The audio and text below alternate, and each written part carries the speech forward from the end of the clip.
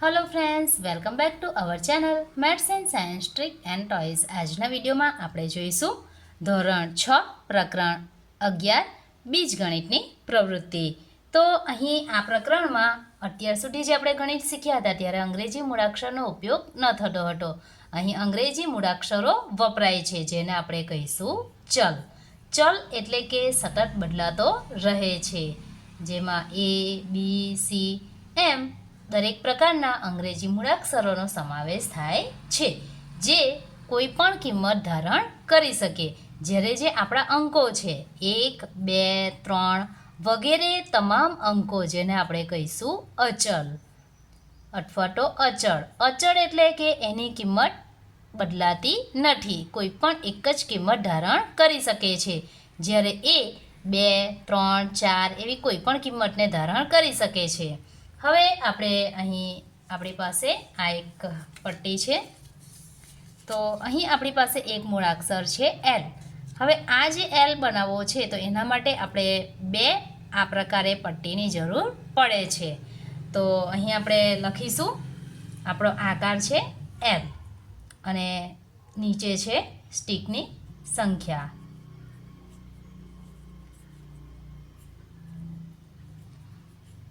તો અહીં એક એલ બનાવવા માટે આપણે બે સ્ટીક લઈશું, 1 અને 2।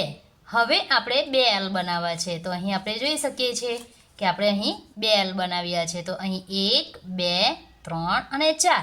તો આપણે 2 એલ બનાવવા હોય તો 4 સ્ટીકની જરૂર પડશે। હવે આપણે 3 એલ બનાવવા છે તો અહીં આપણી પાસે છે 3 એલ, 1, 2 અને 3। તો અહીં આપણે સ્ટીકની સંખ્યા ગણીશું 1, 2, 3, 4, 5, 6। તો આપણે 3 એલ બનાવવા હોય તો 6 સ્ટીકની જરૂર પડે છે। હવે આપણે 4 એલ બનાવીશું તો અહીં છે આપણી પાસે 4 એલ। અહીં 1, 2, 3, 4, 5, 6, 7, 8। અહીં આપણી પાસે 8 સ્ટીકની જરૂર પડે છે। જ્યારે આપણે 4 એલ બનાવીશું તો આપણે 8 સ્ટીકની જરૂર પડશે। ત્યારબાદ છે આપણે 5 એલ બનાવીશું તો અહીં 2, 4, 6, 8, 10। તો જ્યારે આપણે 5 એલ બનાવીશું તો આપણને 10 સ્ટીકની જરૂર પડે છે। તો અહીં આપણે જોઈ શકીએ છીએ કે જ્યારે આપણે 1 એલ બનાવવો હોય તો સ્ટીકની સંખ્યા એના કરતાં બમણી છે, 2 એલ બનાવવા હોય તો સ્ટીકની સંખ્યા એના કરતાં બમણી છે। તો આપણે એ માટેનો નિયમ આ પ્રકારે લખી શકીએ કે સ્ટીકની સંખ્યા બરાબર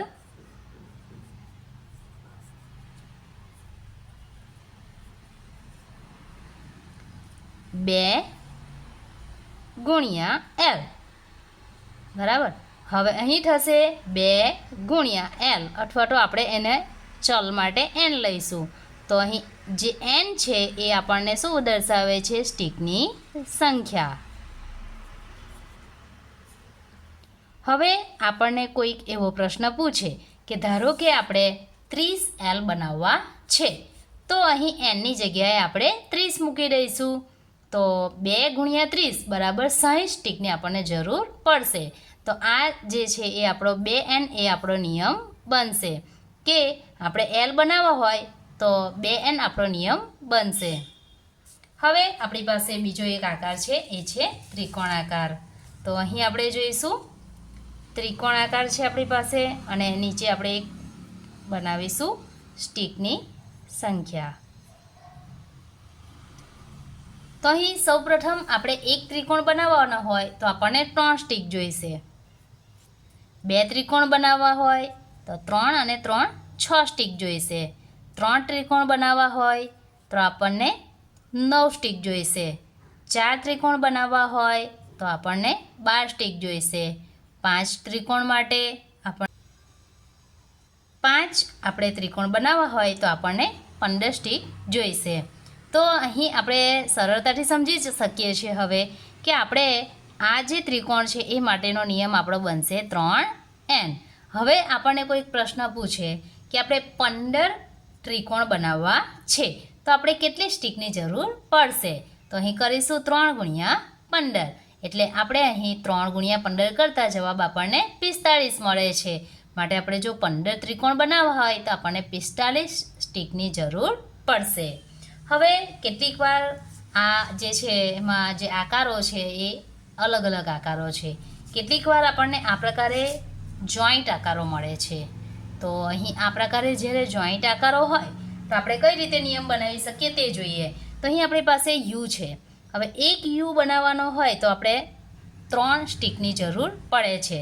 અહીં 2 યુ બનાવવાના હોય તો 2 યુ બનાવીએ તો આપણને ખરેખર 6 સ્ટીકની જરૂર પડે. ક્યારે? જ્યારે યુ અલગ અલગ હોય ત્યારે. પણ અહીં આપણે જોઈ શકીએ છીએ કે યુ 1 અને યુ 2 એટલે કે આ 2 યુ વચ્ચે એક સ્ટીક સામાન્ય સ્ટીક છે. એ જ રીતે અહીં 3 યુ બનાવવા હોય તો અહીં આપણે ખરેખર જો 3 યુ બનાવવા હોય તો 9 સ્ટીકની જરૂર પડે. પણ અહીં આપણે ગણીએ તો 1 2 3 4 5 6 7 જ સ્ટીકની જરૂર પડે છે, કારણ કે અહીં આ અને આ સ્ટીક બંને યુમાં સમાયેલી છે. તો આ પ્રકારે જ્યારે આપણે કોઈક આપણને આકાર આપ્યો હોય ને આપણે નિયમ બનાવવાનો હોય તો અહીંયા સૌપ્રથમ આપણે એ જોઈશું કે આપણે એક જે છેલ્લી સ્ટીક છે ને એ સ્ટીકને આપણે દૂર કરીશું. તો અહીં આપણને એક આકાર મળે છે અને એ આકાર છે આપણો એલ. તો એલ માટેનો નિયમ અત્યારે આપણે આગળ જોયું કે એલ માટેનો નિયમ છે આપણો 2n. બરાબર? એટલે અહીં લખીશું એલ માટેનો નિયમ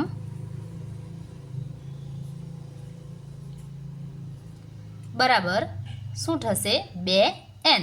તો અહીં 2n એટલે આ એલ પ્લસ 1 આ જે એક છે એ. તો આપણો યુ માટેનો નિયમ શું બની જશે? આ જે પ્લસ 1 છે એ યુમાં આવશે. એલ માટેનો નિયમ ફક્ત 2n છે. તો યુ માટેનો નિયમ આપણો બનશે બરાબર 2n પ્લસ 1. તો આ પ્રકારે જ્યારે આપણને જોઈન્ટ મૂળાક્ષરો આપ્યા હોય ત્યારે આપણે સૌપ્રથમ જે લાસ્ટ જે સ્ટીક છે એને દબાવી દઈશું. ત્યારબાદ જે આકાર જોવા મળે છે એ જ આકાર જે છે એનો નિયમ લખીશું અને જે આપણે સ્ટીક દબાવી છે એટલે એ પ્લસ 1 થશે, એક અંદર ઉમેરી દઈશું. ચાલો તો હવે આપણે એ જ પ્રકારનું એક બીજું ઉદાહરણ લઈએ કે આપણી પાસે આ ચોરસ આકાર છે. તો હવે અહીં આપણી પાસે એક ચોરસ આકાર છે. તો ચોરસ આકાર અહીં એક ચોરસ બનાવવા માટે 4 દીવાસળીની જરૂર પડે છે. 2 ચોરસ બનાવવા માટે ખરેખર આપણને 8 દીવાસળીની જરૂર પડે, પરંતુ અહીં 2 ચોરસ જે છે એ એકબીજા સાથે જોડાયેલા છે. તો અહીં આપણે યુમાં જોયું એ જ પ્રકારે આપણે જે પ્રથમ દીવાસળી છે એને આપણે સંટાડી દઈશું. તો આપણો આકાર બને છે સી આકાર. હવે વિચારીએ કે સી આકાર માટેનો આપણો નિયમ શું હશે? તો સી માટેનો નિયમ આપણો થશે, સીમાં કેટલી સ્ટીક વપરાય છે? 1 2 અને 3 માટે સી માટેનો નિયમ છે 3n. તો હવે ચોરસ માટેનો નિયમ શું થશે? તો ચોરસ માટેનો નિયમ થશે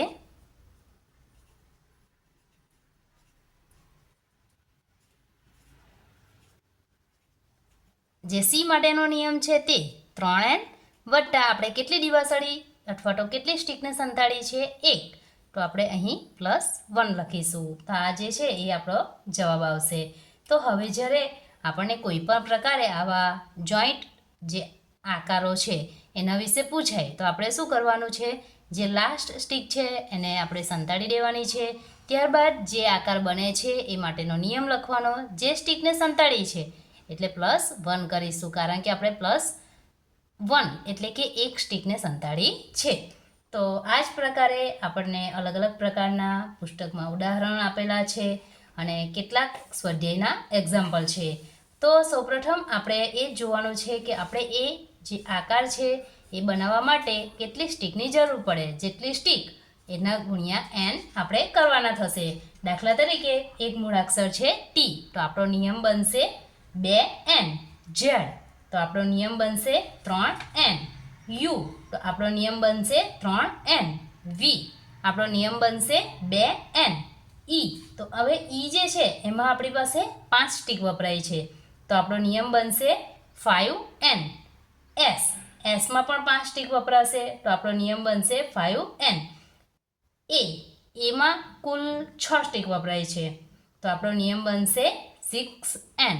તો આ જ પ્રકારે આપણને કોઈ પણ બીજગણિતના આ પ્રકારેના નિયમ શોધવાના દાખલા હોય તો આપણે આ પ્રવૃત્તિ જો આપણે કરી હોય તો આ દાખલાને ખૂબ જ સરળતાથી તેનો ઉકેલ શોધી શકીએ છીએ. જો મિત્રો તમને આ વિડીયો ગમ્યો હોય તો લાઈક કરશો, મિત્રોમાં શેર કરશો અને મારી આ ચેનલને સબસ્ક્રાઈબ કરી બાજુમાં રહેલ બેલ આઇકોન પર જરૂરથી ક્લિક કરશો, જેથી નવા વિડીયોની નોટિફિકેશન તમને ખૂબ જ ઝડપથી મળી રહે. Thank you.